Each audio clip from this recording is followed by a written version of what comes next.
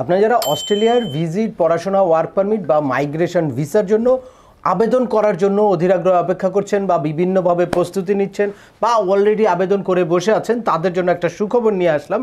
সেটা হচ্ছে Australian visa centre খুব শীঘ্রই ঢাকায় ফিরে আসছে, আর সেটার সাথে সাথে বাংলাদেশিদের জন্য অস্ট্রেলিয়ার ভিসার সম্ভাবনাও অনেক বেড়ে যাচ্ছে। তো কিভাবে, কেন অস্ট্রেলিয়ার ভিসার সম্ভাবনা আগামীতে বেড়ে যাচ্ছে বা অস্ট্রেলিয়ার ভিসা সেন্টার ঢাকায় আনার কি পরিকল্পনা চালু হয়েছে, সেটাই আলোচনা করব আজকের এই ভিডিওতে।